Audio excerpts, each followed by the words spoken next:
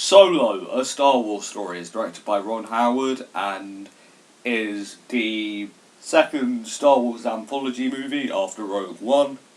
And this film, if you don't know, had a lot of production issues. Phil Lord and Christopher Miller were 80% of the way through filming when they got fired by Lucasfilm, and Ron Howard came in and reshot, I believe, 70% of the movie.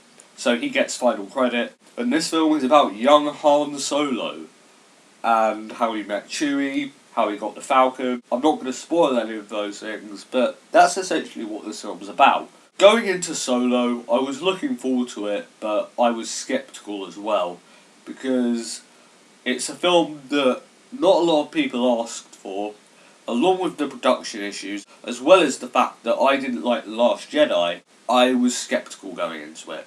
I'm going to start with the positives I have with Solo.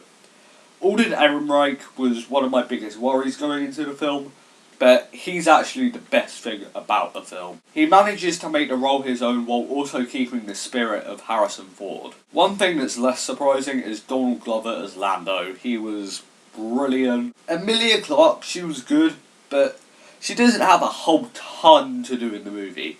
Like, she has stuff to do, but she doesn't have as much to do as Han Solo does. The bromance between Han and Chewie, fantastic. I loved how they met, that was great. Most of the action here is very good and very fun. Those are my positives with the film. Now I'm going to go into my negatives. Solo is a film that felt unnecessary. It doesn't deepen the legacy of Han Solo whatsoever. That's my biggest issue with the film. If I was to re-watch the original trilogy straight after seeing Solo, I wouldn't have seen the character of Han Solo any different as I did before I saw Solo. Also, the pacing. It drags. There were actually a few scenes where I was fairly bored, because the pacing dragged. A lot of people have been praising the droid in the film, L3.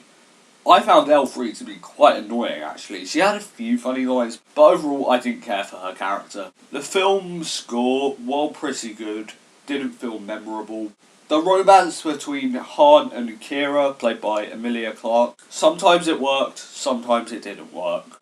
A lot of the dialogue that they had between each other felt cheesy and didn't really work.